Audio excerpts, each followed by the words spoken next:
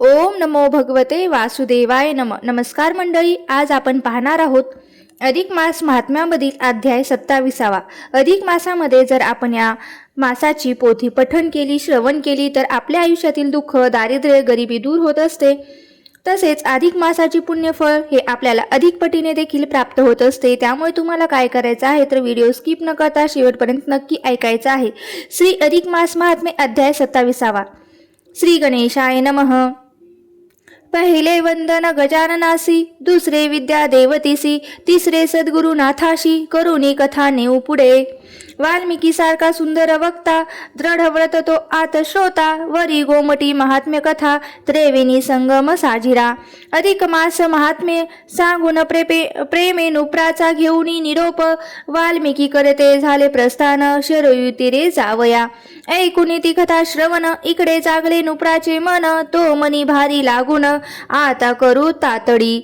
नाही भरोसा इथे कोणाचा, शेवट कधी या जीवनाचा, वाटे मार्ग व मनगमनाचा, करावा ईश्वर जोडण्या। तरी आता घे मज लागी, देही निरोप तो लगबगी, क्षणाचा भरोसा नाही जगी, काळ काहे टपलेला, तव उपाशी म्हणतसे कांता, मज सोडून एकटे जाता, तुमची भार्या मागुता, काय करू राहुनी, मीही तुमच्या संगे येते, प्रतिव्रतेचा तो धर्म पाळिते, सेवा तुमची करुणी जोडते, पुण्य माझे पदरास, पती विना पत्नीस, काही मानना संसारी मिळत, इतरांना तिची अडचण होई, जिने लाजिरवाने तिचे। तिचा ऐकून तो निश्चय, राय ऐकला त्या समान, पत्नी सहित तयास जाय, तपास जाय राजा तो वनांतरी।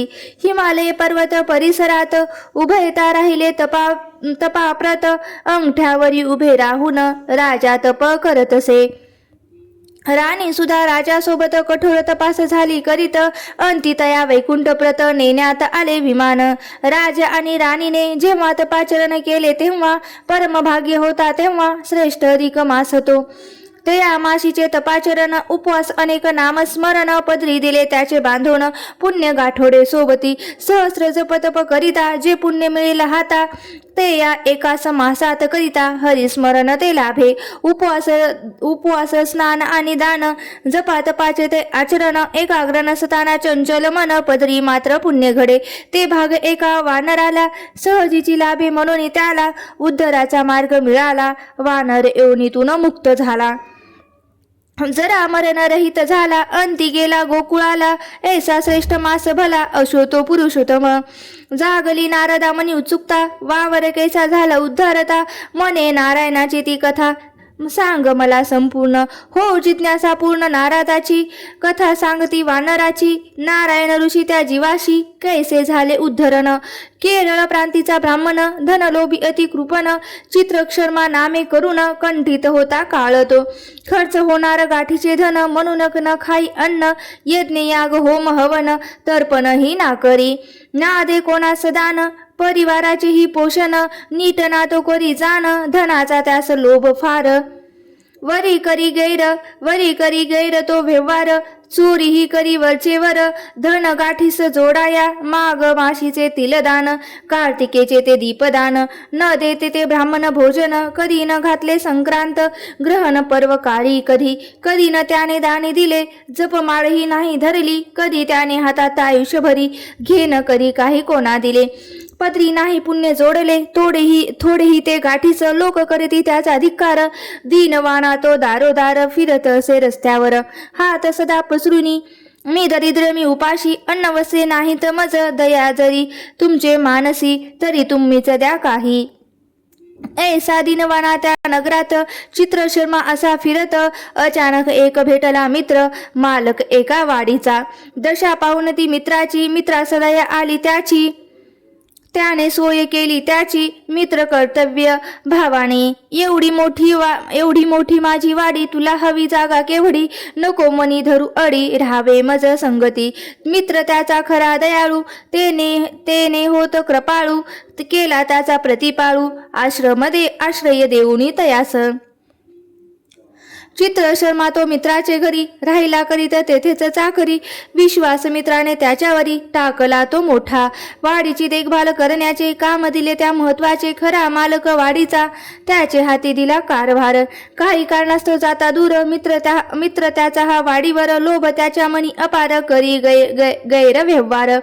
स्वार्थी लोभी तो ब्राह्मण वाडीत गुंतले त्याचे मन. फलावल परस्पर विकून गाठी बांधे धनास. परस्पर व्यवहार केला मालगाठीस बहु जोडला. मित्रास विश्वासघात केला गळा कापुनी केसाला. मित्रास मने पक्षी वानर नासधूस करती अपार.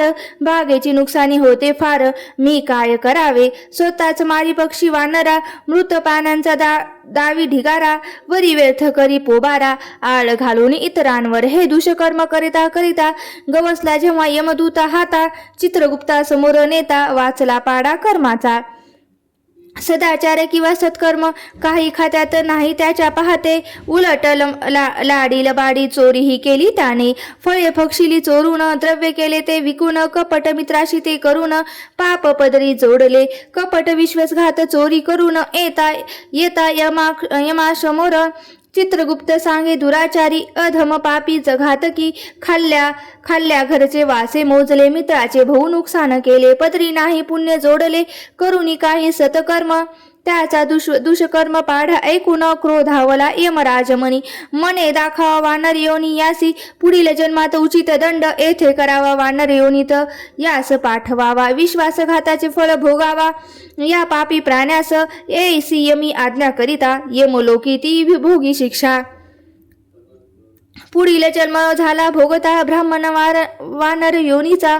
नारद पुराणातील पापी चित्र शर्मा ब्राह्मण वर्तनाचा. अध्याय अधिक मास महात्म्याचा पूर्ण इथे झालास. अरुण विनवणी करी खास स्वीकारा प्राकृत रचनेस. 27वा अध्याय हा पूर्ण. हरिचरण प्रेम भावे समर्पित. इति श्री अधिक मास महात्मे अध्याय 27. ओम नमो भगवते वासुदेवाय नमः. ओम नमो भगवते वासुदेवाय नमः. आपल्याला काय करायचं आहे तर आता या अध्यायाचा मराठी भावार्थ जाणून घ्यायचा आहे. म्हणजेच काय तर त्याचं मराठीमध्ये हे आपल्याला जाणून घ्यायचं आहे. श्री अधिक मास महात्मे अध्याय 27. भावार्थ चित्रशर्मा ब्राह्मणाची कथा. सूत काय सांगतात बघा. वाल्मिकासारखा सुंदर वक्ता, दृढ धन्वासारखा श्रेष्ठ श्रोता आणि ती चुरस महात्म्य कथा असा त्रिवेणी संगम झाल्यावर मग काय विचारावे. वाल्मिकींनी राजांना खऱ्या अर्थाने जागृत केले आणि त्यानंतर ते निघून गेले. इकडे राजाने स्वहितार्थ आणि ईश्वर साधनेसाठी वनात जाण्याचा निर्णय घेतला. त्यानुसार खरोखरच राजा राणींनी वनात जाऊन घोर तप केले. त्यांच्या सुदैवाने त्यांना नेमका अधिक मास महिना चालू होता. त्या पुण्याईने त्यांना उत्तम फळ मिळाले आणि त्याचे कल्याण झाले. नारायण ऋषी सांगतात की या महिन्यातील उपवास, दान, स्नान, जप, तपाचे आचरण अजाणतेपणाने हे जरी घडले किंवा मन तेवढे एकाग्र नसले तरी त्याचे फळ मात्र हे नक्कीच पदरात पडते. ते सांगतात की हे भाग्य एका वानराला मिळाले आणि त्याचा उद्धार झाला. तेव्हा नारदांनी हा वानर कोण होता, त्याने काय केले आणि त्याचा उद्धार कसा झाला ही कथा ऐकण्याची माझी इच्छा आहे असे त्यांना बोलून दाखवले. तेव्हा नारायण ऋषींनी जो कथाभाग सांगितला तो असा होता बघा. केरळ जो प्रांत आहे त्या केरळ प्रांतात एक चित्रशर्मा नावाचा ब्राह्मण राहत होता. तो अत्यंत स्वार्थी, लोभी आणि धनाचा वेडा होता. आपल्या गाठीचे धन खर्च होईल म्हणून तो स्वतः कधी पोटाला नीट खात सुद्धा नव्हता. त्याने कधी कोणताही दानधर्म, यज्ञ, याग, होम हवन किंवा तर्पणही केले नाही. त्याला धनाचा अतिशय लोभ होता. त्यातच तो गैरव्यवहार आणि चोरी अशी दुष्कर्म करत. त्याने आयुष्यात कोणतेच पुण्यकारक कर्म करून पदरी पुण्य जोडलेले नव्हते. त्याने कधी ईश्वर चिंतन करण्यासाठी हातातली जपमाळ सुद्धा धरली नव्हती. आयुष्यभर त्याने फक्त इतरांकडून घेणे एवढेच जाणले. कधीही कोणाला काही दिले नाही. त्यामुळे सर्व लोक त्याचा धिक्कार करत असत. एक दिवस त्याला त्याचा एक दयाळू मित्र भेटला. त्याने चित्रशर्माची दयनीय दशा पाहून त्याला आपल्या वाडीवर कामास ठेवून घेतले. त्याच्या कामावर मोठा विश्वास टाकला. परंतु काही कारणाने वाडीचा मालक मित्र दूर जातात. चित्रशर्माने त्या वाडीच्या कामात मोठा गैरव्यवहार केला. चोरून फळे खाल्ली, ती बाजारात विकून पैसा गोळा केला आणि तो स्वतःच्या खिशात घातला.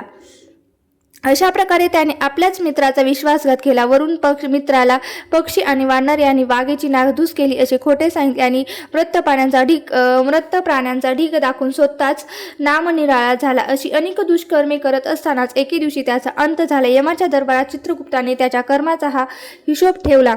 त्याच्या संपूर्ण आयुष्यात सत्कर्म किंवा पुण्याचा कोठेही भाग नव्हता. उलट असत्य, लाडी लबाडी, खोटे बोलणे, खोटे वर्तन आणि विश्वासघात हेच त्याचे कर्म होते. हे ऐकून यमराजाला मोठा क्रोध आला. त्याने चित्रशर्माला लोकात खूप शिक्षा भोगायला लावून पुढील जन्मास वानर योनीत जन्मास घालण्याची आज्ञा दिली. इथेच ब्रह्मद नारद पुराणातील अधिक मास महात्म्याचा पापी चित्रशर्मा ब्राह्मण वर्तनाचा 27वा अध्याय पूर्ण होतो. श्रीकृष्ण चरणार्पणमस्तु. हा जर तुम्हाला अध्याय आवडला असेल, कथा आवडली असेल तर व्हिडिओला नक्की लाईक करा. चॅनलवरती नवीन असेल तर सबस्क्राईब करायला विसरू नका आणि हा व्हिडिओ जास्तीत जास्त तुमच्या मित्रपरिवारासोबत शेअर करा. असेच